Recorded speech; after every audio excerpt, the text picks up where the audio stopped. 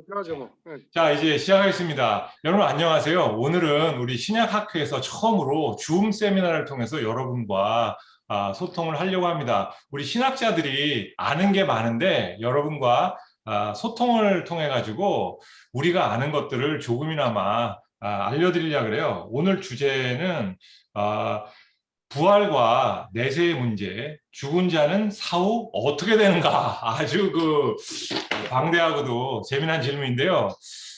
제가 이제 오늘 모실 분들이 누구냐면은 대단하신 분들입니다.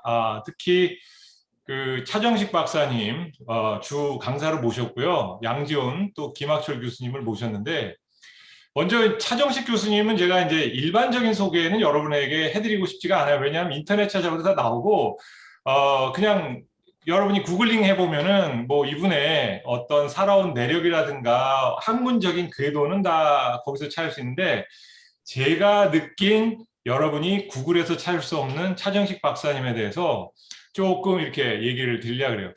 아이고, 제가 이제 생각하세요. 학회를 하면서도 느꼈는데, 늘 사람이 굉장히 중도적이신 분이에요. 그러니까 극단이 없으셔요. 늘 이제 따뜻한 마음과 냉철함, 또 학자의 마음과 동시에 목회자의 마음이 이렇게 균형이 잘 잡히신 분은 저는 사실 처음 봅니다.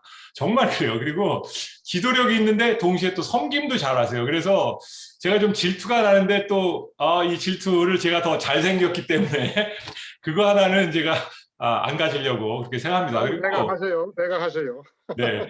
그 다음에 이제 양지원 교수님은 우리 셰필드 동문입니다. 제가 셰필드에서 박사학위를 했는데, 양지원 교수님은요, 좀 톡톡 튀는 분이에요. 그래서, 뭐, 이분에 대해서도 인터넷 찾아보면 다, 어떤 뭐, 그런 일반적인 어디 학교 나오고 뭘 공부하셨고 다 나오는데, 이분은 생각이 굉장히 본인은 평범하시다고 생각할지 모르는데, 다른 분들이 보면은 참 독특하다. 정말 독특하다. 이렇게도 생각할 수가 있구나. 이런 것들을 우리에게 잘 보여주시는 분입니다. 그리고 이제 김학철 교수님을 패널로 모셨는데요. 김학철 교수님은 제가 소개 안 해도 여러분 잘잘법에 너무 많이 나와서 잘 아시는데, 이분의 이제 문제 하나만 알려드릴게요. 본인이 얼마나 잘나고 유명한지를 모르셔요. 굉장히 겸손하시고 교만과는 거리가 멀고, 제가 그리고 처음에 이렇게 대할 때 유명하신 분이니까 좀 사람이 좀 이렇게 뭐 좀 이렇게 권위도 있고 딱 폼도 잡고 이럴 줄 알았더니 안 그래요. 그냥 실제로 굉장히 어떤 동네 아저씨 같은 푸근함이 함께 있어요. 그래서 이런 점들을 좀 같이 얘기 드리고 싶고요. 우리 차정식 박사님 정말 그 부활에 대해서, 내세에 대해서, 죽은 자의 사후 어떻게 되냐에 대해서 인문학적인 것과 동시에 성경에서 말하는 기독교적인 신앙을 잘 조화시켜서 얘기해 주시리라고 제가 봅니다. 그래서 차정식 박사님에게 먼저 한 20분 정도 우리 주제에 대해서 한번 들어보겠습니다. 네. 예. 아유, 뭐 과찬의 소개 말씀 감사드리고요. 원래 우리 신약학회에서 뭐 신약 27권을 그렇게 강론하듯이 좀 찍어가지고 좀 시청자들한테 그런 소스를 좀 공급하려고 했는데 여의치 않아 가지고 또 이렇게 신약성서의 역설적인 쟁점 같은 걸 또 위주로 해서 이 미디어 위원회에서 또 그런 아이디어를 내서 이런 시간을 좀 가져서 우리 학회원들이 우리 신약성서의 그런 중요한 쟁점들을 같이 토론하고 논쟁도 하고, 그래서 또 우리 시청자들도 함께 할 수 있는 그런 좀 프로그램을 만들면 좋겠다 했는데, 또 코로나 시대에 이렇게 줌으로 하게 됐어요. 근데 저는 학회장으로 우리 학회에 뛰어난 학자들이 많아서 주로 멍석을 깔아주고 좀 도와주고 이런 역할을 해야 되는데, 좀 하라고 맡겼더니 주최 측의 농간으로 저는 1번 타자가 되는지도 모르고 이렇게 그냥 도살장으로 끌려가는 어린 양처럼 이렇게 끌려 나왔어요.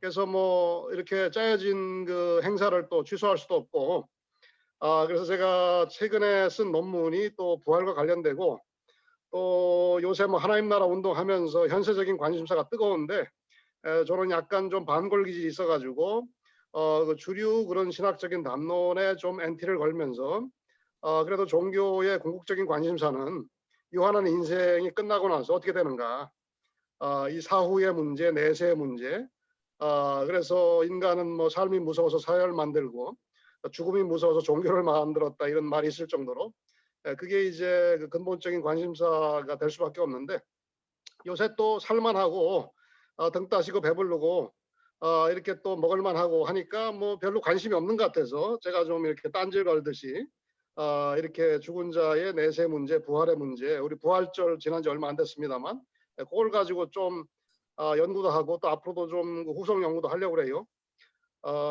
그래서 이 시간에는 우리 신약성서, 뭐 바울 서신과의 복음서를 중심으로 이 기독교가 그 맨 처음에 생겨나면서 역사적인 맥락 속에 이 예수님이 부활하셨다라고 하는 그 참 전대미문의 사건 속에 제자들이 반응하고 그 부활을 또 체험하고 그러면서 부활 신앙이 우리 기독교의 초석이 되었다 그렇게 이해를 하는데 근데 뭐 우리가 그 죽어본 적도 없고 죽어서 부활한 육체의 부활을 경험한 적도 없기 때문에 어떻게 보면은 공중에 구름 잡는 이야기일 수도 있는데 또 달리 보면은 굉장히 또 중요한 이슈거든요 이게. 그래서 제가 좀 연구를 해보니까 고대 근동에 또 그 그레코 로마 시대라고 하는 그 시대에 대체로 두 가닥의 그 내세에 대한 신앙이 있지 않았을까. 그 첫째가 이른바 그 플라톤이 집대성한 영혼 불멸 사상과 또 영혼 환생 사상이랄까. 예. 영혼 그 뭐 선제설 뭐 이런 것도 다 영혼 환생 사상하고 연관이 되는데 하여튼 이것이 하나의 그 기초가 돼가지고 우리의 육체는 이제 그 영혼의 감옥이다. 그래서 죽음이라는 것은 그 감옥이었던 우리 육체에서 썩지 않는 불멸의 영혼이 해방돼 가지고 그야말로 그 더 나은 그 세상으로 가는 거기 때문에 낙원으로 가는 거기 때문에 죽음도 이제 뭐 무서울 것 없고 유익이라. 그래서 썩지 않는 불멸의 영혼에 대한 그런 그 사상적인 흐름, 또 그것을 신앙화하는 흐름. 그래서 우리가 이 땅에 태어나기 전에 이미 우리 영혼이 그 낙원에 선재했다. 그리고 그 선재한 영혼이 다시 태어나고 다시 죽고 다시 태어나고 이렇게 환생의 과정을 겪는다.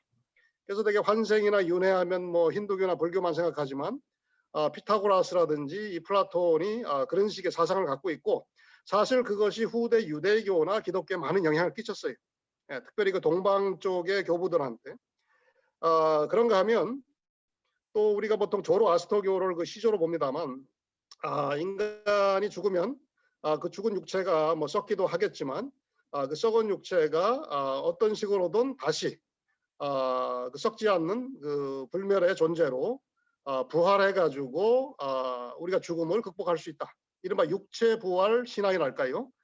그런 또 계통의 그 어떤 신앙적인 흐름이 생성되면서 우리 이제 신약 성경에 보니까 복음서보다 이제 바울 서신이 먼저 쓰여졌잖아요. 초대교회 교인들도 예수 부활을 그 핵심 그 메시지로 접하고 그것을 믿으면서 상당히 이제 바울도 그런 쪽으로 그 전도 활동하면서 예수의 십자가의 대속적인 죽음과 부활과 재림 이런 걸 강조했거든요. 근데 이제 초기 그 교회 공동체에서 또 많은 이 사후 문제와 관련돼서 여러 가지 이슈가 제기되잖아요. 우리가 잘 아는 대로. 그래서 제가 이제 여기서 그 발표하려고 하는 핵심 그 논지가 있다면 1960년대 우리 그 신약성서 학자들은 좀 잘 아는 분입니다만 오스카 쿨만이라는 분이 있어요. 그래서 그분이 이제 그 작은 책인데 영혼의 불멸이냐 뭐 육체의 부활이냐 그런 제목의 책을 냈어요. 그래서 우리가 전통적으로 서구 기독교가 이 플라톤의 영향을 받아가지고 영혼 불멸 신앙이 우리 그 부활 신앙과 좀 버무려져 가지고 뭔가 우리 내세 신앙을 그 채워왔는데 사실 우리 기독교의 그 원초적인 내세 신앙은 영혼 불멸 그 사상이 아니라 그건 플라톤 쪽이고 육체 부활 신앙이야말로 우리 기독교인들이 그 태초에 교회가 생겨나면서 최초의 크리스찬이 생겨난 이래로 사실 그 오리지널하고 진짜 배기 내세 신앙의 그 본질이고 핵심이다. 그런 식의 주장을 했거든요, 사실. 근데 이제 제가 다시 연구해 보니까 이 오스카 쿨만이 좀 디테일을 그 좀 제대로 꿰뚫어 보지 못한 그런 결론이 아니었나 그런 주장이. 그래서 이제 그 우리가 주요 텍스트로 생각하는 데살로니가 전서 4장 13절에서 17절부터 보면 이런 그 사후 문제에 대해서 질문을 제기하면 신앙 공동체에서 바울이 거기에 대해서 변론하고 응답하는 방식으로 이제 그 편지 내용이 진행되는데, 여기서 이제 제기된 질문이 그거였잖아요. 예수님의 재림 이전에 죽은 성도 다 그 예수님 재림할 때 그 재림 예수를 맞을 걸로 아마 기대했을 법도 한데, 재림 전에 그 공동체에 죽은 성도가 나타났어요. 그래서 그 사람의 종말의 운명은 어떻게 되는가? 그리고 재림 시점에 살아남은 성도는 또 어떻게 종말을 맞게 되는가? 이런 궁금증에 대해서 이제 사도 바울이 얘기를 하죠. 먼저 죽은 사람이 일어나서 들림 받고, 그리고 산 사람은 그 뒤에 뭐 천사장의 나팔 소리와 뭐 하나님의 주의 호령에 맞춰 가지고 재림할 때 죽은 자가 먼저 일어나고, 그 다음에 이제 산자가 변화된 어떤 형태로 공중에 들림을 받아서 공중 잔치에 뭐 이렇게 참여하면서, 그래서 우리가 이제 그 재림 이전에 죽은 사람도 내세 희망이 있다. 그리고 산 사람은 그 뒤를 따라서 역시 우리가 들림 받는다는 이른바 휴거와 이런 재림 신앙 모티프로 이제 바울이 변증하면서 너희가 피차 이 말로 위로하라. 그래서 목회적인 위로의 메시지를 전하고 있고요. 근데 이제 거기서 그 해결되지 않은 또 다른 이슈가 이제 고린도 교회에서 생긴 거죠. 그리스도 안에서 죽은 자들이 정말로 시체가 벌떡 일어나는 방식으로 부활하는가? 그들의 그 고대의 과학적인 상식으로 용납이 안 됐던 거죠. 그래서 만일 그게 또 가능하다면 죽은 자는 어떤 논리적인 근거 아래 또는 썩는 몸 그대로가 아니라면 어떤 다른 변형된 몸의 형태로 부활하는가? 이런 식의 이제 그 질문이 제기되고, 거기에 응답하는 것이 이제 그 유명한 고린도전서 15장의 부활장이죠.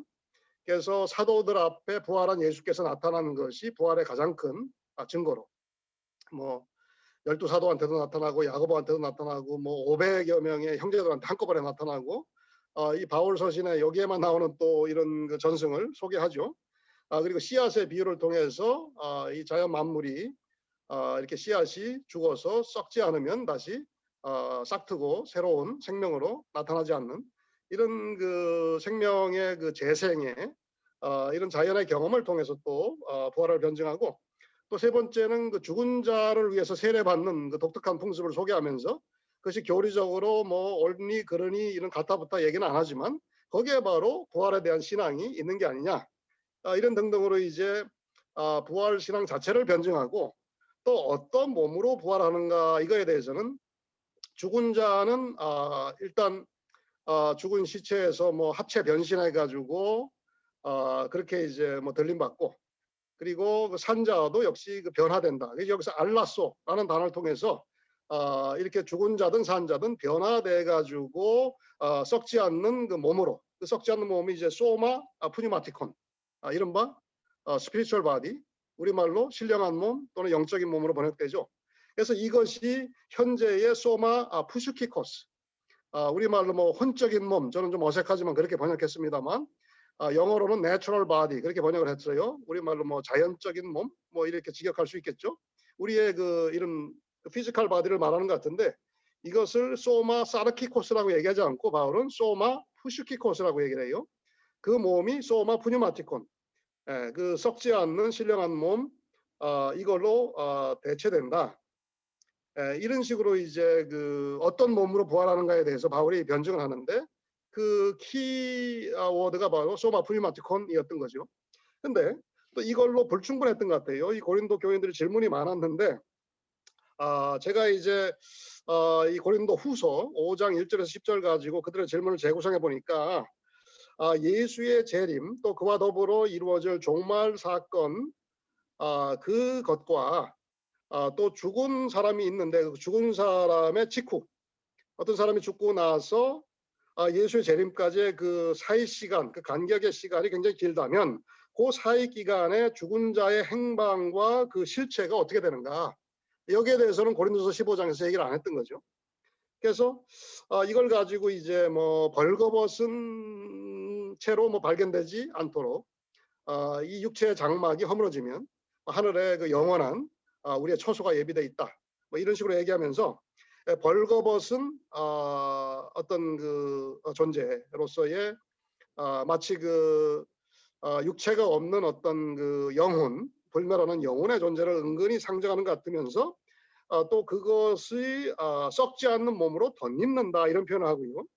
또 이 썩을 그 몸, 소마 푸슈키코스가 썩지 않는 그 소마 푸뉴마티콘으로 삼키워진다라고 이렇게 표현하거든요.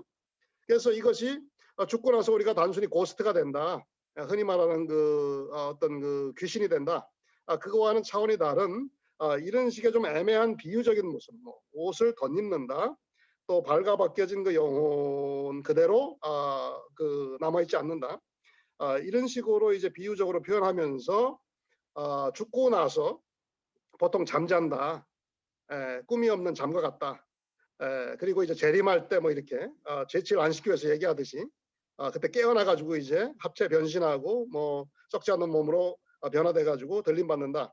이런 식으로 얘기하기에는 죽고 나서 뭐 네가 나와 오늘 함께 낙원에 있으리라 했을 때 그 낙원이 어딘지, 죽고 나서 예수의 재림까지의 그 사이 시간에 그 죽은 자의 존재와 행방이 어떻게 되는지, 이거에 대해서 저는 고린도후서 5장 1절에서 10절까지 변증하고 있다고 보고요. 그리고 이제 복음서가 이제 바울 서신보다 한 30년 적어도 그 이후에 3, 40년 이후에 쓰여졌다면 여기에 이제 나오는 그 여러 가지 이슈들이 주로 예수 부활을 다루고 있고, 또 예수가 부활에 대해서 가르친 내용들이 나오는데, 이것을 유대교의 부활 신앙에 비추어서 어떻게 이해해야 할지, 또 영적인 몸의 실제, 그 소마 푸뉴마티콘이 어떤 몸인지, 이거에 대해서 후대의 또 추가적인 질문들이 공동체 내에 나오면서 이 복음서의 내러티브 형식으로 또 변증하고 있다고 보는 거죠. 그래서 마태복음 27장 52절에서 53절은 예수님이 십자가에 달려 돌아가실 때 거기 무덤이 열리고 많은 사람들이 부활하고 예루살렘 도성으로 들어간 이야기가 나오거든요. 그래서 예수 부활과 성도 부활의 상관관계를 보여주고 있고, 또 죽은 자들이 먼저 일어나리라는 그 바울의 그 선언과도 또 일맥상통하고, 또 내러티브의 어떤 서사 비평적인 측면에서 보면은 예수의 부활과 현현에 대한 복선을 또 깔고 있는 측면이 있다고 보고요. 이런 구절이. 그래서 저는 이걸 갖다가 감흥 부활이다, 예수의 십자가 구원 사건에 감흥해가지고 나타난 그 부활과 현현으로 이렇게 이제 말을 좀 만들어봤어요. 그리고 누가복음 20장 35절에 그 한 여자가 뭐 여러 형제하고 이제 이렇게 형사 취수제 형태로 결혼했는데, 죽고 나서 이제 내세에서 이제 이 여자는 누구 남편이 누구 부인이 되느냐, 이런 식의 질문에 대해서 이제 예수님이 답하면서 거기에 이제 어떤 얘기를 하시냐면 이 내세는 현세하고 다르기 때문에 시집장가 가는 것도 없거니와, 또 부활에 대해서 언급하면서 이런 얘기를 해요. 부활에 합당한 자가 부활한다. 예. 그러니까 죽고 나서 모든 사람이 다 부활을 경험하는 것이 아니라 부활에 합당한 자가 부활한다는 건 유대교의 부활에 대한 다양한 그 어떤 사상적인 신앙적인 그 유형의 한 부분을 반영한다고 보는 거예요. 예를 들어서 다니엘서 12장 2절에 보면 어떤 민족의 회복이라는 메타포로 해석하는 경향이 있지만, 이게 이제 존 콜린스 같은 학자가 이렇게 해석을 해요. 근데 존 레반슨 같은 유대 학자는 또 이것이 단순히 민족의 회복 차원이 아니라 어떤 그 개인의 그 부활까지도 그 신앙의 뿌리가 조로아스터교나 바벨론에 있지 않고 유대교에 있다고 보면서 존 레반슨은 또 그렇게 주장을 하더라고요. 그래서 여하튼 간에 이 문자 그대로 보면 어떤 사람은 영생에 이르는 영광스러운 부활을 경험하고, 어떤 사람은 나쁜 짓 많이 해가지고 영벌에 이르는 수치스러운 부활을 경험한다. 이런 식으로 어떤 부활의 그 이분법적인 패턴을 보여주고 있는데 비해서 이사야서 25장 6절에서 8절이나 26장 14절에서 19절을 보면 그렇지 않고 부활은 오로지 의인만이 한다. 그러니까 이게 뭐예요? 예수님께서는 이 다니엘서의 패턴보다는 더 오래된 이사야서 25장 26장의 패턴을 따르고 있는 거죠. 부활은 부활에 합당한 자가 부활한다. 그렇게 본 거고, 그리고 마카비 2서 7장 1절에서 29절에 그 유대인들이 싸우다 순교할 때 이제 최초로 유대교 문서 중에 개인의 육체 부활의 그 선례가 거기 나와 있다고 보는데, 그것은 다분히 신원의 차원에서 억울하게 죽은 사람이 그 뭐 손목이 잘리고 뭐 육체가 이렇게 허물어진 것이 온전히 회복돼 가지고 하나님께서 그 억울한 죽음을 회복시켜 준다는 이 신원의 모티프가 강해요. 근데 예수님의 부활은 뭐 이게 못 자국 그대로 있고 상처 자국 그대로 있거든요. 예, 그래서 이 마카비서의 육체 부활과는 또 다른 기조로 뭔가 그림을 보여주고 있고요. 그래서 히브리인들의 그 내세관은 세 가지 단계로 전 진화했다고 보는데 죽음과 함께 생명이 소멸돼서 스올의 어둠에 머물게 되기 때문에 아무런 소생에 희망이 없다. 예, 굉장히 비관주의적인. 그래서 살아있는 개가 죽은 사자보다 낫다. 이런 거죠. 예, 그리고 두 번째는 아까 얘기한 대로 이사야서에 나타난 사상대로 죽은 자들 중에서 오로지 의인만이 부활해서 승천하여서 하나님과 만난다. 예, 의인에 대한 보상으로서의 부활. 그리고 세 번째는 아까 그 다니엘서 12장 2절 그 내용대로 의인은 영생의 심판으로 부활하고 불의한 자는 영벌의 심판으로 보응받기 위해서 각기 부활한다. 예, 이런 입장이 있는데 일곱 형제와 혼인한 이 여인의 경우에는 사후 내세에서 누구의 아내도 되지 않고 누가 부활하는가와 관련해 가지고 이 세상과 달리 시집장가 가지도 않고 오로지 저 세상과 및 죽은 자 가운데서 부활함을 얻기에 합당한 자들이 부활한다. 이런 이제 해답을 제시하고 있는 거죠. 그리고 또 세 번째 그 복음서의 그 부활에 대한 중요한 포인트 중에 하나가 변화된 영적인 몸의 실체인데 소마 푸니마티콘이 도대체 어떤 몸이냐? 소마 푸슈키코스하고 어떻게 다르냐? 그래서 뭐 혼적인 몸에 덧입혀졌다.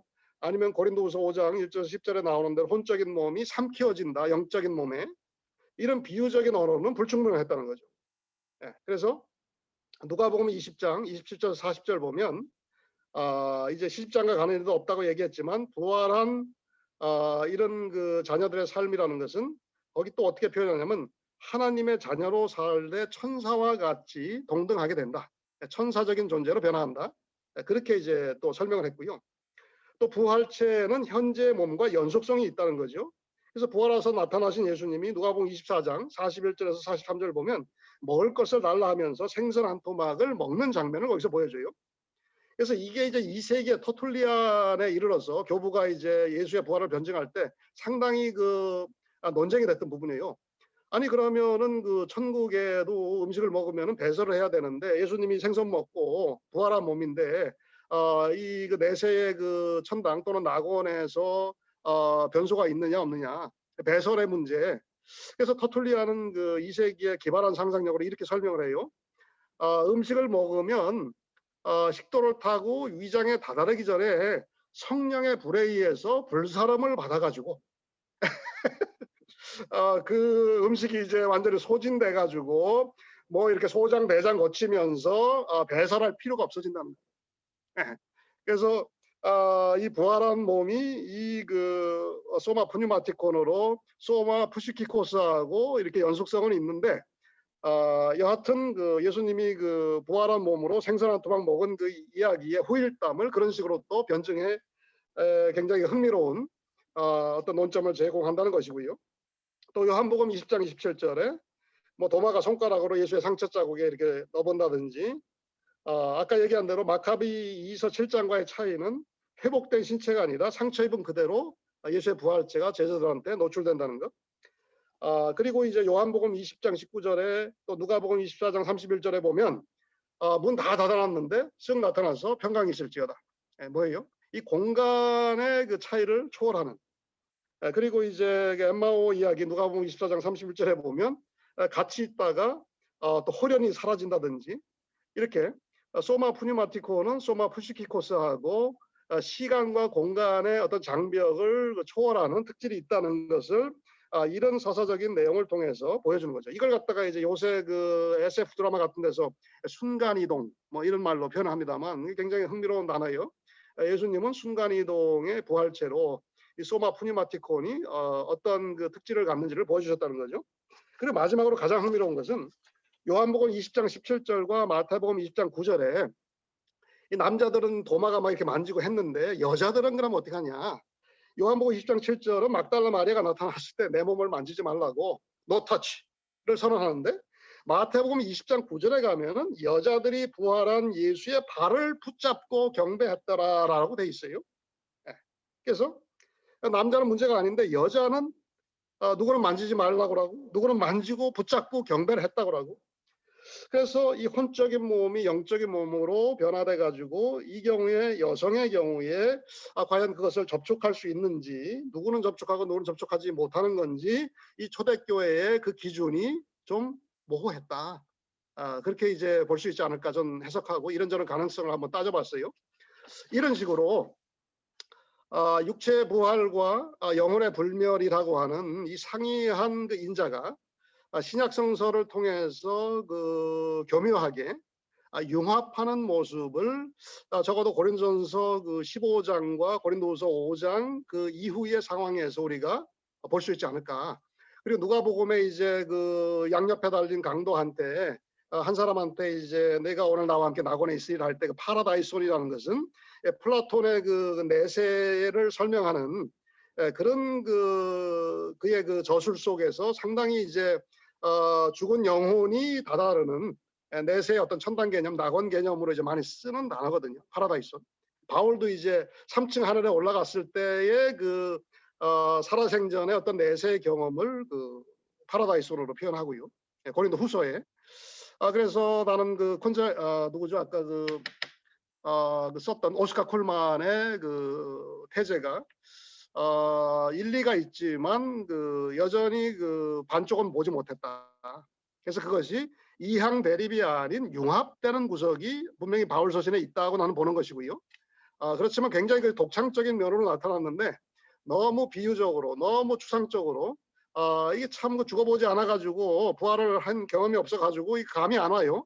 그래서 끊임없이 거기에 대해서 변증해 나가면서 부활 신앙과 그 신앙의 내용이 점점 더 적어도 한 3, 40년 이상 걸쳐서 진화해 나간 궤적을 복음서와 바울 서신이 투사해서 보여주고 있다는 거죠. 그래서 그 스텝 바이 스텝, 스테이지 바이 스테이지를 한번 좀 그 짚으면서 그 발전의 궤적을 한번 분석하고 나름대로 평가해 본 건데, 또 여기서 한 가지 재미난 거, 제 그 환생 모티프 책 읽어보시면 아시겠지만 당시 일반 대중들과 그 대중들과 또 그 접속돼 있었던 그 제자들이 생각했던 내세 신앙 중에 이른바 환생 그 모티프라는 게 이제 그 날 때부터 소경된 자가 이렇게 소경으로 태어난 것이 그 부모의 죄 때문이냐 아니면 그 당사자의 죄 때문이냐.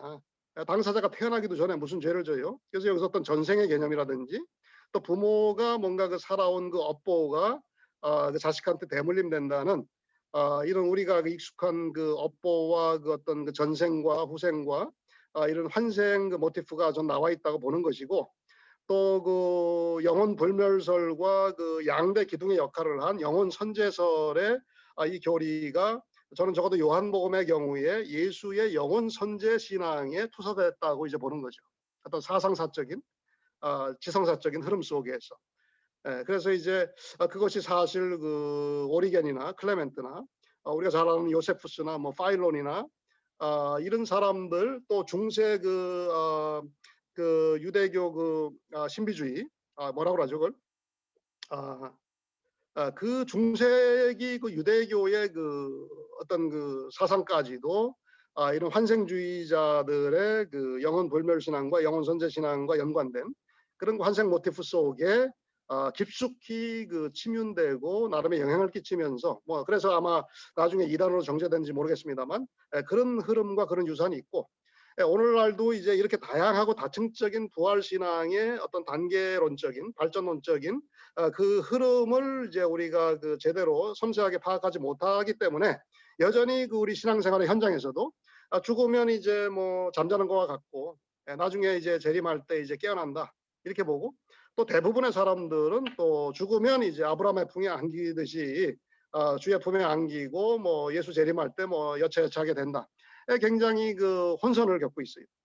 그래서 우리가 아무도 안 죽어보고 아무도 부활을 경험하지 못해가지고 목사들도 헷갈리고 신학자들도 헷갈리고 교리학자들도 이 말하고 저 말하고 우리 성서학자들은 더 헷갈리고 그러다 보니까 이렇게 수많은 그 다양한 가능성 차원에서 질문만 던지고 뭐 이렇지 않겠냐 저렇지 않겠냐 잠정적인 그 대답만 제시하고 있습니다만 그 발전해 나가는 그 추이를 분석하고 나름대로 의미 부여하고 해석해서 좀 이렇게 일목요연하게 이 신약 성서 내에도 이렇게 참 입체적인 모습이 있다라는 것을 보여주는 것만으로도 좀 의미가 있지 않을까.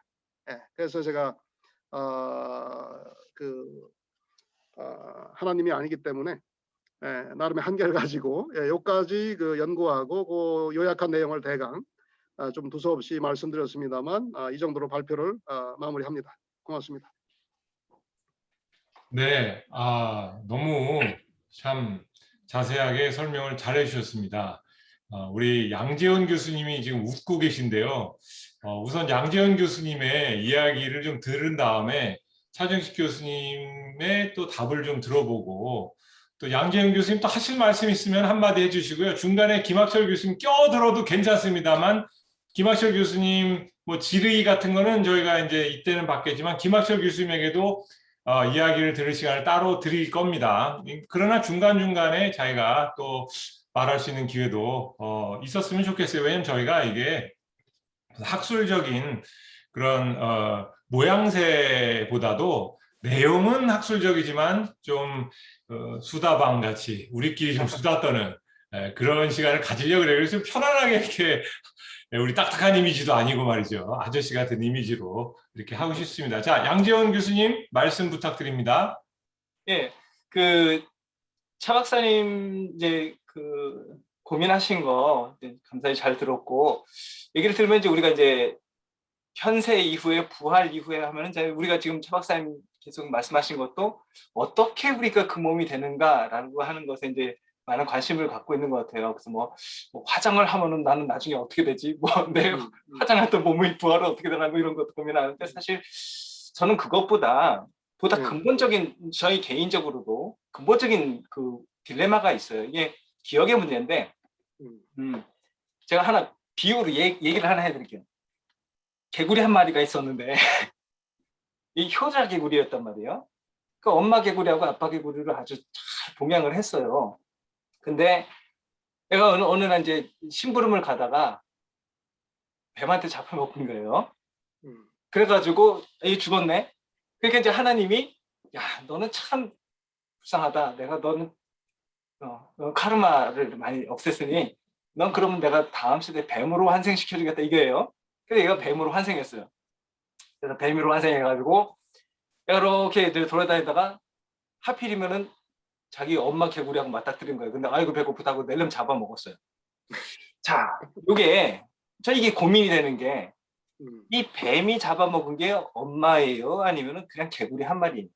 난 이게 문제가 된다는 거예요. 지금 뭐냐면, 이게 뭐 이제 뭐 전생, 뭐 힌두교나 뭐 불교의 세계는 뭐 전생이나 뭐 이생, 우리 기독교에서는 이생이나 뭐 부활 이후에 뭐 저승 뭐 이렇게 할 때 뭐 이생을 1번, 3, 2번, 현생은 2번, 부활 이후에 천국에 살면 3번이라고 할 때 뭐 1번, 2번의 관계나 2번, 3번의 관계나 어쨌든 똑같은 관계라고 봐요. 그래서 이 뱀으로 환생한 이 개구리가 자기 엄마 개구리를 잡아먹었는데, 만약에 자기 엄마인 줄 알았다는, 그러니까 이게 잡아먹은 게 엄마라고 생각했다면은 이 동질성이 있단 말이야. 그러니까 이 뱀이 내가 전생에 내가 개구리였고 저게 우리 엄마라는 걸 알아봤다는 거 아니에요. 기억이라는 게 남아있잖아요. 그죠? 그러면 자기 엄마를 잡아먹은 건데 엄마인 줄 알아보고서도 잡아먹었다 이거예요. 그러면은 기억이 남아있는데 과연 그 뱀이 행복했겠냐 이거예요. 자기 엄마를 자기가 잡아먹었는데. 그럼 만약에 엄마인 줄 모르고 그냥 저건 개구리 한 마리라고 잡아먹었을 경우, 그거는 이제 뭐 그 삶은 그 삶이고 개구리 때는 개구리고 지금은 뱀이니까 개구리는 개구리고 뱀은 뱀이다 이거예요. 단절됐다란 말이죠. 그러면은 뱀으로서는 행복했겠지만 그동안의 개구리 시절에 열심히 부모께 효도한 그 업보는 도대체 누구를 위한 덕쌓기였냐 이거예요. 이 부활도 마찬가지라는 거죠. 그러니까 지금 성경에서도 뭐 누가복음 16장에 나사로의 비유에서도 과연 우리가 죽은 다음에 그래서 부활을 했다 천국을 갔다 쳤을 때 이 세상의 삶을 기억하느냐 이 문제가 있는 거거든요. 만약에 기억을 한다라고 하면은 지금의 나와 부활 이후의 천국의 내가 동일한 인물이 되겠지만 문제는 이 세상 살면서 아픈 것도 다 기억나고 슬픈 일도 생각날 텐데 그럼 천국이 천국이냐 이거예요. 그리고 그렇죠. 만약에 그러면은 기억을 못하게 된다. 그러면은 거기 천국은 행복하겠지만 도대체 이 땅에 사는 지금의 현세의 양재훈은 도대체 누구 좋으라고 열심히 교회를 다니고 예수 믿고 착한일했냐 이거예요. 그러니까 이러한 문제가 생기지 않을까. 그러니까 도마행전에도 그런 거 나오잖아요. 그 갓이 천국 투어를 하는데 보니까 이 세상을 기억한단 말이에요. 그러면은 이 세상을 기억하면은 동질성은 회복되니까 다 좋은데 그럼 그게 천국이냐? 이런 딜레마가 빠지는 것 같아요. 이게 어떻게 생각해야 될까? 저는 이게 이제 많은 교인들도 네, 깊이 생각하면 좀 해야 될 고민거리인 것 같아요. 예, 그게 이제 굉장히 좀 예리하고 중요한 지적이라고 좀 봐요. 예, 이 플라톤의 교리에 의하면 이 세상의 생이 이제 마감되고 그 불멸의 영혼이 육신을 빠져나가면 그 신화적인 뭐 스토리가 되겠습니다만 레페라고 하는 우리말로 망각이라고 그러죠. 그 강을 건너면서 이 현세의 기억이 다 이제 삭제되고 또 그 이제 그 하늘에 올라가서 뭐 제우스나 다른 신들 뭐 만나가지고 또 이 세상에서 상처받은 거, 이 소울의 그 데미지가 난 거, 그거를 또 회복하고 치유하고 복구하는 이른바 펄거토리 정화소가 있어요. 정화소. 이 정화소를 또 통과하면서 나름의 연단을 받으면 이른바 이제 포매팅이 다시 되는 거예요. 이 영혼이. 그래가지고 이 생에서의 모든 미련과 상처를 다 그냥 그 망각한 상태에서 이 땅에 이제 또 본인이 원하면 또 태어나가지고 새 생명으로 들어가서 살면서 태어나기 전에 내세의 기억이나 아니면 전생의 기억을 이른바 그 회상의 방식으로 열심히 공부하고 학문을 탐구하고 하면서 나름대로 이제 그 어느 정도 복원하여 나간다는 거죠 또. 그래서 저는 그 플라톤의 교리에 의하면 현생과 내세 또 뭐 후생의 이 그 연결고리가 연속성과 불연속성이 있다고 보는데 그리고 이제 이 펄거토리 그 정화소의 개념이 저는 베드로 전서인가요? 거기 나오는 한 구절과 이게 좀 접속되면서 이른바 가톨릭의 연옥의 교리를 뒷받침했다고 보거든요. 그래서 플라톤이 우리 기독교 내세 신앙에 끼친 영향이 성서 시대와 그 이후에도 전 상당하다고 보는데 근데 이제 이 뱀과 그 개구리 그 우화에서 뱀이 이제 그 자기 엄마인 개구리를 잡아먹었다는 건 전생에 대해서 이제 공부를 좀 열심히 못 해가지고 그 엄마를 알아보지 못한 이 회상의 그 어떤 수련의 이 수준이 좀 그 많이 처져가지고 뭔가 이제 텔레파시가 통했을 텐데 그 알아보지 못하고 배고픔에 눌려서 그 엄마를 잡아먹은 것은 또 다른 업을 쌓는 카르마를 쌓는 그런 그 실수가 뭐 될 수도 있다 이렇게 보지만요. 근데 이제 아까 그 알라소 그 변화한다라고 하는 그 말씀 속에 우리의 몸의 어떤 실체가 변화한다라는 의미도 있지만 뭐 시집장가 가는 거 없이 천사와 같이 변한다라는 표현에서도 알 수 있듯이 또 요한계시록의 그 사후 내세에 대해서 뭐 우리의 눈물을 씻기시고 뭐 더 이상 죽음과 뭐 슬픔과 고통과 이런 것이 없는 그 어떤 유토피아적인 생명의 그 충일한 그런 그 나라를 거기 이제 묵시적으로 이 전망하고 있다는 점에서 저는 이제 자기 엄마와 이 현생에서의 자기 그 뭐 그 형제들, 친구들, 우리 동료들 알아보면서 또 그 우리가 망각해야 할 그런 것들은 또 충분히 망각돼 가지고 우리의 기억도 그 포매팅이 다시 되지 않을까. 그 고레아다 히로카즈 감독의 원더풀 라이프라고 그 사람의 초기작인데 제가 굉장히 좋아하는 그 영화 작품이에요. 거기에 보면 이제 그 죽어가지고 이제 내세로 가기 직전에 어떤 정류장 같은 뭐 님보라고 하나 무슨 공간에 모여가지고 이 세상에서 자기가 가장 아름답고 간직하고 싶은 가장 소중한 기억 하나를 결정해 가지고 그걸 가지고 이제 내세로 가는. 그래서 끝까지 그 결정을 못한 사람은 계속 지연되는 거예요. 내세행 자기 순서가. 그래서 끝까지 이제 나의 소중한 현생의 기억이 무엇인지를 탐구하는 고민의 과정을 다루는 굉장히 인상적인 작품인데, 그런 식으로 우리가 이 세상 살면서 다 비극적인 경험만 있는 게 아니잖아요. 아름다운 특히 우리 유년기의 경험은 상처 이전에 그런 또 순정한 그런 경험의 부분도 있고, 그래서 제가 상처받을 때 기도하며 묵상했던 건 주로 제가 훼손되지 않은 자연 속에서 마음대로 자유롭게 떠놀던 제 유년 시절이었던 것 같아요. 예. 그래서 뭐 그런 등등 해가지고 어떤 사람은 또뭐 할머니의 아메리칸 뷰티라는 영화 보면 끄트머리에 이제 자기의 이생의 모든 삶의 기억이 그냥 뭐 스냅샷처럼 신속하게 그냥 스치면서 따뜻한 할머니의 손이 이제 마지막 기억으로 이제 남아서 뭐 이렇게 죽는다든지, 이런 식으로 연속성과 불연속성이 아닐까. 이게 이제 플라톤의 교리와 또 예수의 부활 교리와 관련된 우리 신약 성서의 자료를 참조한다면 그렇게 좀 안전한 나름의 대안을 제시할 수 있지 않을까 싶어요. 뭐 제가 죽어보지 않아서 잘 모르겠어요, 저도. 또 예. 양지원 교수님 뭐 추가로 하실 말씀 없으시면은 네. 그럼 우리 김학철 교수님에게 마이크를 한번 넘겨보겠습니다. 어, 차 박사님 잘 들었습니다. 잘 듣고 많이 이제 또 정리하고 배우고 이제 두 가지 생각이 이제 들었는데요. 하나는 이 발전론적 탐색이라고 하는 것의 장점과 한계를 생각을 해봤습니다. 발전론적 탐색이라고 하는 것은 이야기 만들기예요. 어떻게 보면 왜냐하면 어떻게 시작해서 근원에 있던 시냇물이 어떻게 한강까지 이르게 됐는가 그 과정을 나름 그 스토리텔링을 하는 거죠. 그래서 그 상황 속에서 이렇게 지류가 커졌다. 또 뭐 어디 흐르다 뭐 홍제천 들어왔다. 어디 들어와서 뭐 월계천 들어왔다. 뭐 이렇게 하면서 한강이라고 하는 부활 신앙을 오늘날 우리가 마주하고 있는데 그것의 시원과 지류를 살피는 거겠죠. 그래서 스토리텔링도 되고 재미도 있고.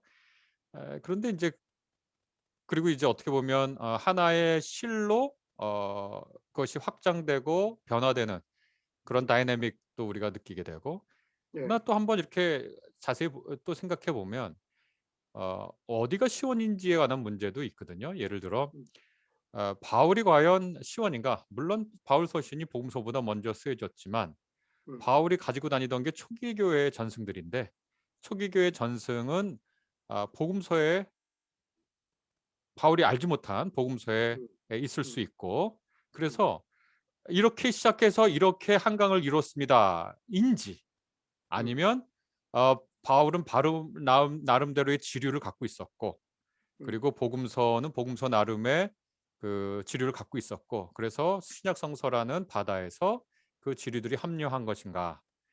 이런 이제 그 방법론적인 물음을 네. 제가 할 수밖에 없게 되더라고요. 네. 그걸 이제 제가 좀 생각할 수 있었던 건 뭐냐면 고린도전서 15장 말씀 주로 하셨는데 제가 최근에 좀 관심을 가지고 봤더니 아마 에피쿠로스 학파에 대한 반대가 아닌가라는 생각도 들었어요. 에피쿠로스 학파가 사후세계에 대한 반대, 신의 심판을 두려워하지 말라는 얘기, 죽음을 겁내지 말라고 하는 이런 등등의 이야기. 그다음에 잘 아시다시피 뭐 에피쿠로스의 그 정원이라고 하는 그들의 공동체가 AD 4세기까지 뭐 400개인가? 그거 잘 모르겠습니다. 기억은 확실치 않은데 지중해 세계 전역에 있었고, 키케로가 주전 46년에 45년인가 46년에 키케로가 이제 그런 얘기도 하죠. 야 이거 너무 에피쿠로스 애들 많다, 학파들 많다. 왜 고린도 로만 고린도라고 하는 도시가 로마의 그 군인들이 가서 세운 도시인데 거기에 그 로마에 유행했던 에피쿠로스, 그 다음에 아테나랑 멀지도 않잖아요. 고린도라고 하는 도시가. 그래서 제가 이제 질문을 다시 정리하면 발전론적 탐색을 하셨는데 바울이 시원인가 아니면 초기 부활 전승을 가지고 있었던 복음서가 바울과 병립하거나, 만약에 사복음서가 바울을 봤다는 증거가 있는가, 이거 좀 힘들거든요. 마태가 바울하고 경쟁했다 이런 이제 예전에 주장은 좀 있었죠. 근데 요즘은 뭐 그런 것들을 많이 주장하지도 않는 것 같은데, 그래서 이 발전론적 탐색이 가져다주는 이 흥미진진함은 있지만 그러한 방법론적 한계를 우리가 생각해보지 않을 수 없다.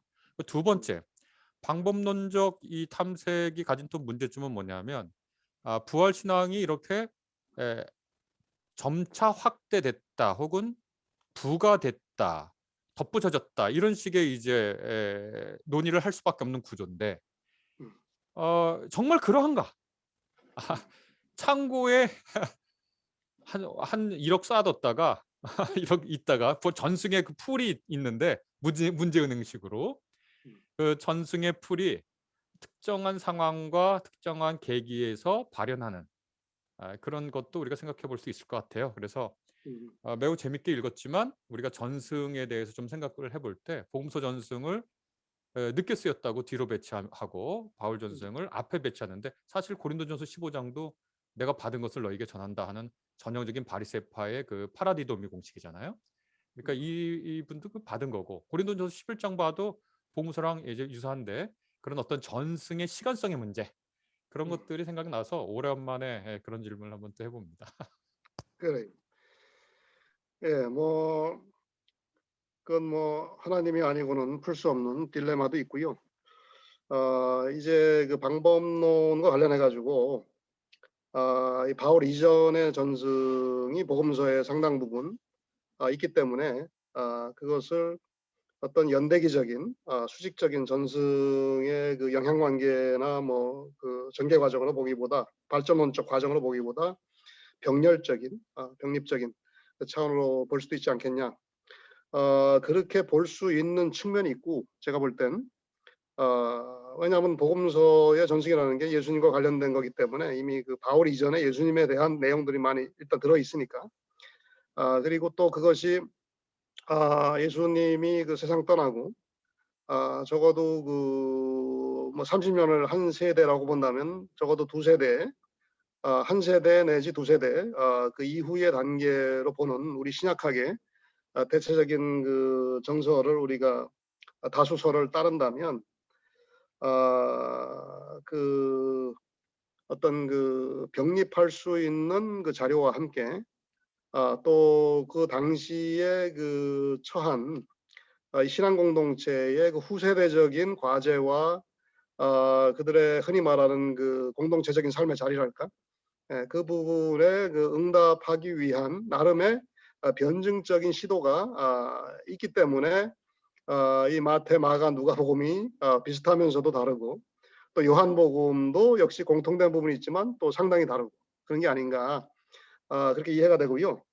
그래서 이제 그 고린도전서 15장에 그 물려받은 전승이 성경대로 그리스도께서 죽으시고 뭐 매장당하신 뒤에 뭐 사흘 만에 다시 부활하시고 누구누구에게 나타나시고, 그런 그 전승 같은 것은 이미 초대교회에 여기저기 있었을 텐데 바울이 아마 체록하고 자기도 나름대로 개인적으로 경험한 부분도 있겠고요. 그리고 이제 바울 서신이라는 게 우리가 인정하지 않을 수가 없는 게 어떤 토포스를 설정해서 역시 뭐 논쟁의 그 어떤 부분이 있다고 봐요. 어떤 문학적인 토포스, 신학적인 토포스를 설정해가지고 그거에 대해서 뭔가 그 something 도움이 될 것처럼 여겨져서 뭔가 좀 썰을 푼 그거냐, 아니면은 고린도 교회의 구체적인 이러저러한 상황들의 나름대로 그 풍성한 정보를 입수한 상태에서 거기에 개입하면서 지도하고 훈계하고 어떤 해법을 제시하기 위한 이런 그 상황 그 신학적인 나름의 변증이냐. 우리 그 권영견 박사가 이제 이른바 미러 리딩을 비판하는 그 논문을 몇 편 쓴 걸로 제가 기억하는데, 또 제 선배 학자 한 분도 이제 복음서든 바울 서신이든 이른바 미러 리딩 이렇게 얘기했기 때문에 그 배후의 신앙 공동체에 이런 문제가 있었을 것이다 라고 이제 그 유추해온 우리 신약학의 그 통상적인 연구 방법에 대해서 비판하면서 뭐 좀 다른 그 가능성을 제시한 그런 측면에서는 이제 나름대로 일리가 있다고 보는데, 근데 사실 그 고린도 교회 파당이 없는데 뭐 바울파 뭐 아볼로파 얘기했을 리가 없거든요, 사실. 그래서 상당 부분 고린도 교회에 내재된 문제를 이 채널 저 채널에 나름의 정보를 수집하고 분석하고 상황을 판단한 뒤에 쓴 이른바 모든 바울 서신은 이러한 어떤 복합성과 입체성을 가지고 있는 이른바 practical theology, 실천 신학적인 응답의 결과가 아니었을까. 그렇게 본다면 왜 바울이 고린도 교회만 해도 고린도서 15장으로 문제가 해결됐는데 굳이 고린도 후서 또 5장 1절에서 10절에 또 다른 색깔의 변증을 펴면서 그 고린도전서와는 좀 색깔이 다른 그런 내용으로 또 부활을 변증할 이유가 있었을까? 뭔가 좀 보완 설명이 필요했거나 아니면 오해 소지가 있었거나 그래서 소마 푸뉴마티콘이 변화된 부활체인데 그럼 죽고 나가지고 그 변화된 부활체로 당장 변하지 않으면 예수 재림하기 전까지 죽은 사람은 어떻게 되느냐? 뭐 이런 등등의 질문이 충분히 있었을 법하지 않을까. 그래서 거기에 대해서 바울이 보완하는 형식으로 얘기하지 않았을까. 그래서 소양강, 북한강, 남한강의 그 물줄기를 모아서 한강의 거대한 흐름을 만들고 또 서울을 지나면서 홍제천, 다양한 청계천 등등 이런 그 소소한 하천을 수렴하면서 서해바다로 빠져나가는데 역사에는 이렇게 면면한 흐름이 있고 그리고 거기에는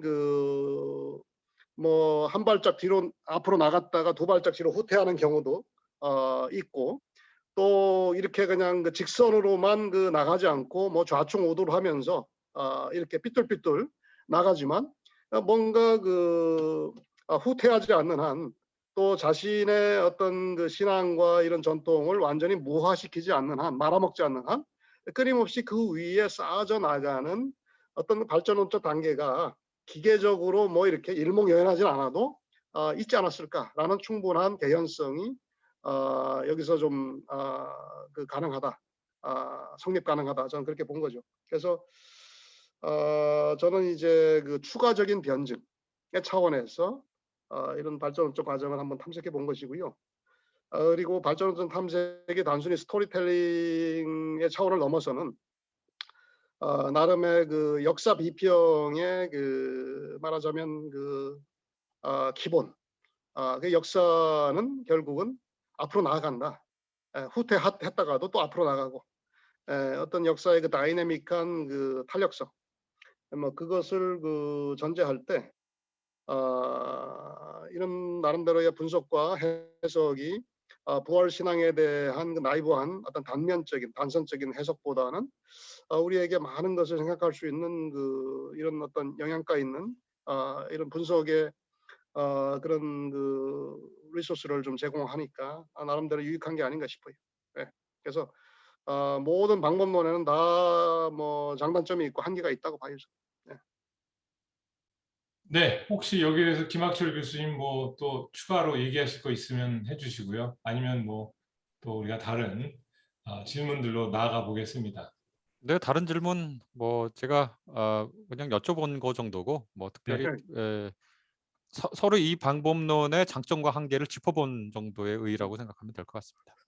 많이 얘기하셔요. 많이 얘기하셔요. 좀. 네, 그 사회자지만 저도 이제 궁금한 것도 있고 또 이렇게 생각할 수도 있지 않나 생각하는 거는 우리가 영혼이라 그럴 때 보통 푸시케에 대한 번역어로서 영혼을 그러는데 사실은 호메로스만 해도 그 개인 고유의 어떤 개인의 정체성을 가지는 그런 푸시케라는 개념이 안 나타나거든요. 거의.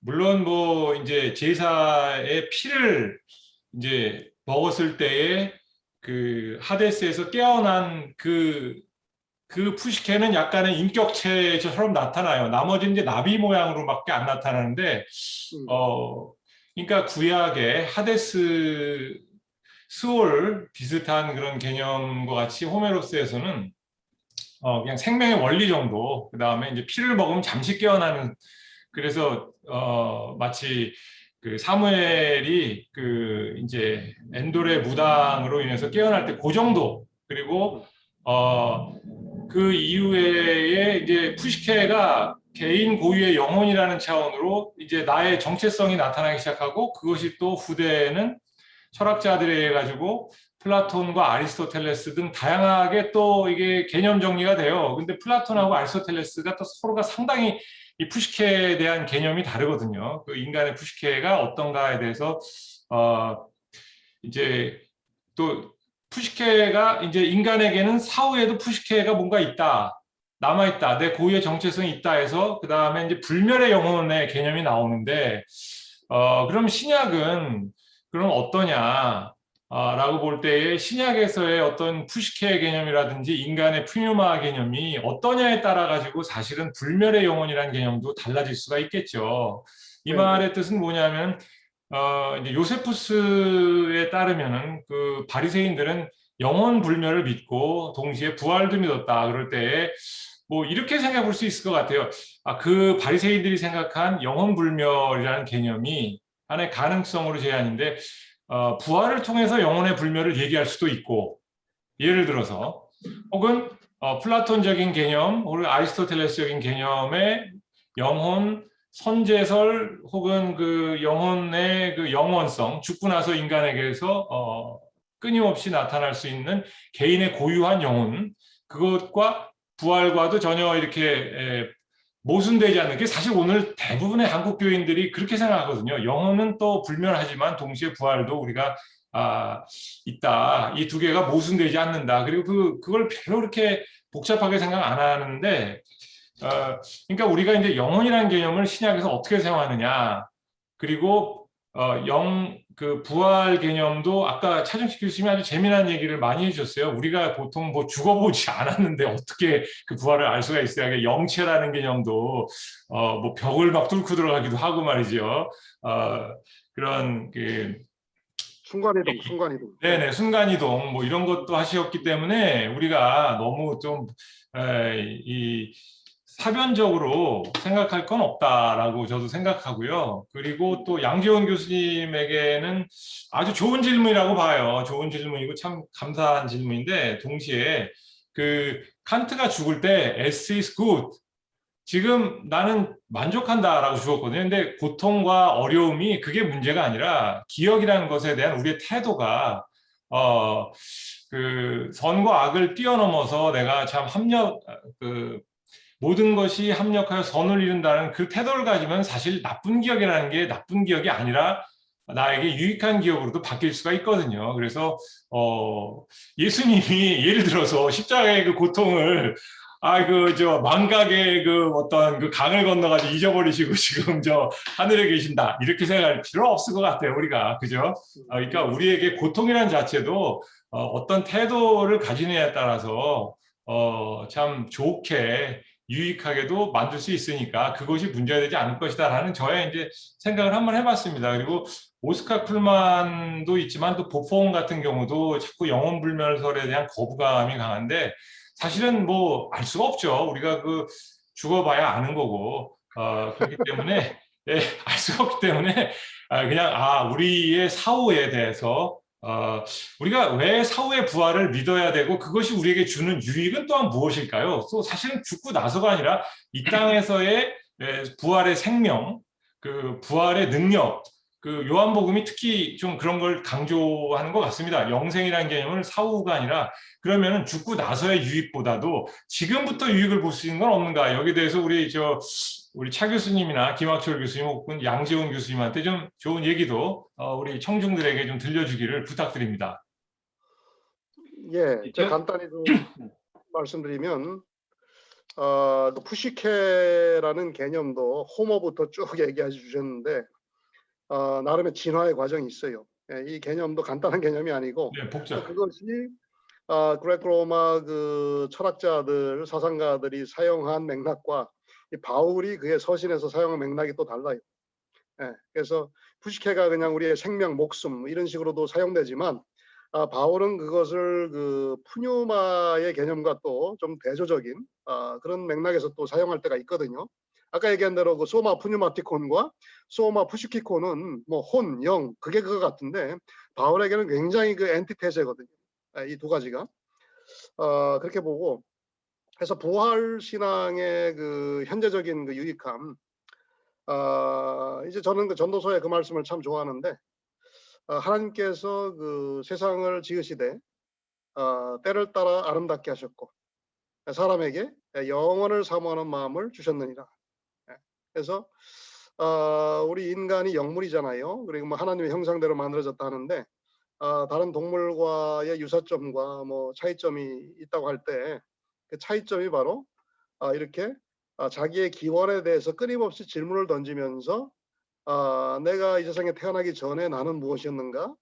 또 이 땅의 생을 그 마감하고 그 이후에 내 존재는 어떻게 되는 것인가? 이런 그 근원적인 그 존재론의 그 질문을 던지면서 우리에게 그 영혼을 사모하는 마음이 있다는 게 귀한 것이고 영혼을 사모하는 마음의 그 바탕 위에서 우리가 부활의 소망을 가지고 또 영생의 소망을 가지고 이렇게 살 수 있다면 그것이 현재의 그 온갖 그 괴로움과 슬픔과 억울함과 우리 삶의 그 참 그 탄식할 만한 그런 실존의 그런 자리들을 견디면서 이기게 해주는 그 큰 동력이 아닌가. 그래서 그것은 이제 그 일종의 그 참 어떻게 보면 가장 위대한 선물이다. 부활 신앙은 우리에게 그 주어진 하나님의 가장 그 소중하고 위대한 선물이다. 이제 그렇게까지 제가 이제 얘기할 수 있겠고요. 아까 이 그 논지하고 별로 이제 연관이 돼서 제가 얘기를 안 했는데 이 바울에게 있어서 아까 그 복음서에서는 뭐 그 또 유대교의 그 뭐 영벌의 부활, 뭐 영생의 부활 이런 얘기도 했지만 바울은 이상하게 이 악한 자가 죽으면 어떻게 되는가에 대해서 이 그 아폴레이아, 그 우리가 흔히 멸망이라고 해석하는 그 단어 하나로 심플하게 설명을 해요. 아주. 예. 그들은 이제 그들의 악행으로 인해서 멸망을 그 당할 것이다. 예. 그래서 그 멸망이라는 게 도대체 뭔지 여기에 대해서는 이제 알 수가 없어요. 그래서 우리 그 그리스도를 믿는 자, 그리스도 안에 있는 자가 받을 어떤 그 구속의 그 여러 가지 현세와 내세의 복락과 은혜는 엄청 그 많이 얘기는 하는데 뭐 이신칭의도 있고 뭐 성화도 있고 많잖아요. 근데 이 악한 자로 이제 그리스도 바깥에 있는 자들 그 이신칭의에서 이제 떨어져 나간 사람들 이 악행을 저지른 이런 뭐 회개하지 않은 죄인들은 그냥 멸망, 아폴레이아 그 한 단어로 설명하기 때문에 그거는 우리가 참 그 연구하기도 그렇고 우리는 뭐 우리 개인의 운명도 참 감당하기 어려운 그런 참 미미한 존재지만 이 하나님은 모든 사람이 다 구원받기를 원하신다라는 디모데 전서의 그 말씀에 의거해가지고 이들이 멸망이라는 게 도대체 뭔지 멸망 이후에는 또 무슨 패자부활전의 소망은 혹시 없는지 그래서 이제 우리 뭐 흔히 예수 믿지 않고 죽은 자들 뭐 조선시대 뭐 이순신 장군 뭐 세종대왕 뭐 이런 사람들의 내세에 대해서도 우리가 굉장히 호기심을 가지고 있잖아요. 주일 학생이 물을 때 우리 성서학자도 당황하잖아요. 그래서 그 부분을 아까 안 짚어가지고 제가 좀 약간 곁들여가지고 좀 첨언을 합니다.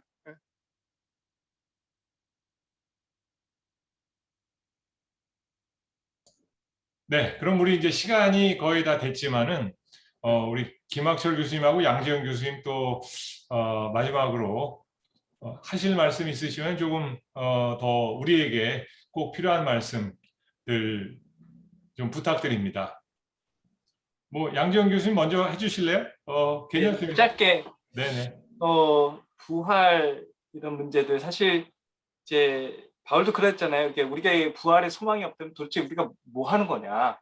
이건 일종의 내세를 위한 현세.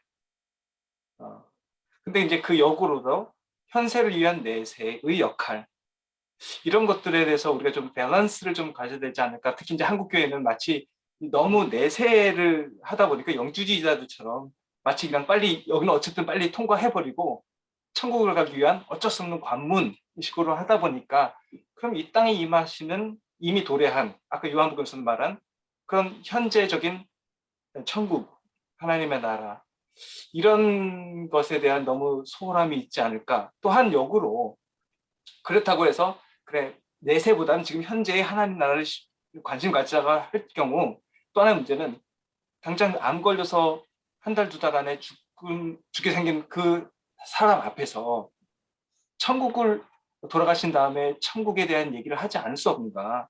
사실 이게 어떤 한쪽으로 보면 무슨 기복적인 것 같다라고 얘기하지만 사실 죽음 앞에 있는 자들, 우리 교회 현장, 교인들의 삶 속에서 사실 내세도 참 중요한 주제인 것 같아요. 그래서 우리가 신학적인 관심을 가질 때 이 두 가지의, 그러니까 현재, 그러니까 내세를 위한 현재, 혹은 현재를 위한 내세, 이 두 가지의 밸런스가 사실 우리의 같이 외쳐야 될, 선포해야 될 메시지가 아닌가, 저는 이런 생각이 좀 드네요.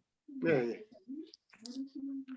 저는 우리가 복음서, 신약성서를 읽을 때 늘 경쟁하던 사상들, 경쟁하던 운동들, 그런 것들을 배경에 깔고 읽으면 더 생생하고 기독교가 뭘 말하고 싶은지가 더 선명히 드러난다고 생각을 합니다, 기본적으로. 그리고 그런 관점에서 봤을 때 오늘날 현대인들에게 에피쿠로스의 철학과 기독교의 메시지를 양옆에 놓으면 아마 대부분의 사람들은 에피쿠로스를 따를 것이다. 그리고 심지어 에피쿠로스 기독교인도 있을 것이다. 이 에피쿠로스 기독교인들은 신은 우리에게 그렇게 크게 간섭하지 않고 영혼은 흩어지며 오스카 쿨만이나 이런 분들이 강조하고 있던 신은 영혼은 존재하지 않으며 죽음이라는 것은 마땅히 맞아야 할 인간의 운명으로 생각하면서 어떻게 하든지 자기의 고통을 피하고 할 수 있으면 친구를 돕는 대략 그런 어떻게 보면 소시민적이고 어떻게 보면 복잡한 세상에서 우리에게 마음의 안식을 주는 그런 사상에 끌리지 않을까 이런 생각을 해봅니다. 그래서 고린도 도시에 바울의 에클레시아와 에피쿠로스의 정원이라고 이제 흔히 부르는 게 있으면 오늘날 기독교인들은 어디로 갈 것인가? 그게 이제 첫 번째 제가 머릿속에 들었던 얘기고, 우리 다 전원 생활한다 그러잖아요. 우리의 소원은 통일이 아니라 우리의 소원은 전원 생활 같이 돼버렸잖아요. 난 은퇴하면 가서 조그만 텃밭 두 가꿀래. 에피쿠로스적이죠 완전히. 그리고 그 정원에 써 있는 것이 나그네 오시오. 여기는 빵과 물이 있고 소박하고 검소하지만, 그리고 주인은 물어볼 것이요 당신 필요한 건 없냐. 이렇게 아주 따뜻하게 환대해주는 공동체를 말하니까요. 그다음에 차 교수님 논문 이제 제4차 산업혁명 트랜스 휴머니즘 얘기를 하는데, 트랜스 휴머니즘이라고 하는 걸 주장한 사람들 여기는 딱 세 가지입니다. 슈퍼 인텔리전스, 슈퍼 롱저버티. 그러니까 하나는 초지능, 하나는 내가 죽을 때를 내가 결정할 수 있어야 된다. 그다음에 이제 감정, 우리가 막 욱하고 막 이렇게 하는 감정의 통제, 그것을 이제 여기 뇌 심피질에 메타브레인 심어가지고 너무 강하게 테스토스테론이 나오면 막아주는 묘듈레이트하는 호르몬 분비해주는 장치를 달아야 된다. 뭐 이런 얘기하는데, 이 트랜스 휴머니스트를 보면 딱 하나의 강박에 시달려 있어요. 제가 볼 때는 죽음입니다. 그리고 그 싱글레리티를 말한 커즈와일, 이 사람은 여러분 아시다시피 1년에 영양제 값이 수천만 원이래잖아요. 그래서 그 양반 먹는 영양제 보니까 이만큼씩 먹더라고요, 하루에. 그리고 이 트랜스 휴머니즘의 약속은 과학기술이 기독교가 길가메시가 추구했던 바로 그것을 우리에게 던져줄 수 있다라는 거고요. 그래서 이제 물어보는 거예요. 저는 어떤 걸 물어보냐면, 부활이라고 하는 것이 질적인 삶의 변화를 의미한다면, 몸이 변한다고 한다는 것은 사실은 삶의 질이 변한다는 뜻이거든요. 몸이 변한다고 하는 것은, 부활체를 우리가 그리워하고 우리가 얻고 싶은 것은, 그 새 옷을 입고자 하는 것은 우리가 다른 종류의 삶을 살고 싶은 거거든요. 그렇거든요. 오늘날에는 그 과학기술이 종교의 언어를 가지면서 말하는 게 트랜스 휴머니즘인데, 자 그러면은 예전에는 에피쿠로스의 정원과 바울의 에클레시아를 놨는데 오늘 여기에 다시 한국의 교회와 트랜스 휴머니스트들이 말하는 종교적 함의를 담뿍 담은 트랜스 휴머니즘의 비전들을 옆에 놓고자 하는 겁니다. 저는. 그럼 어느 걸 택할 것인가? 이렇게 물어보는 겁니다. 그리고 네. 쉽지 않을 것이다. 그런 생각을 해봅니다. 너무나 진짜 아주 흥미로운 주제가 되어 버렸어요. 처음에는 좀 지루할 것 같다는 생각을 했었는데 이 가면 갈수록 재미가 더해져서 다음번에 한 번 더 했으면 좋겠다는 생각이 들 정도입니다. 특히 그 양지원 교수님하고 차정식 교수님 두 분과 제가 그 불교학자나 스님을 한 분 모셔다 놓고 환생과 우리 기독교의 부활 그 싸움 붙이자는 얘기가 아니라 그 우리 한번 얘기를 나눠보면은 서로 서로에게 좀 배울 것도 있고 그렇다고 이게 너무 종교학적으로 제가 흐르자는 얘기는 아니라 그렇게 좀 서로가 다른 사람들이 얘기를 나누는 것도 재미가 있겠구나 이런 생각 한번 했습니다. 그래서 너무 감사하고요. 오늘 나와주신 차정식 교수님, 또 양지원 교수님, 김학철 교수님 감사합니다. 우리 또 네, 다음에 또 이 시간을 약속하겠습니다. 네, 또 기회를 한번. 예, 감사해요. 수고하셨어요. 네. 감사합니다. 네. 예. 감사합니다.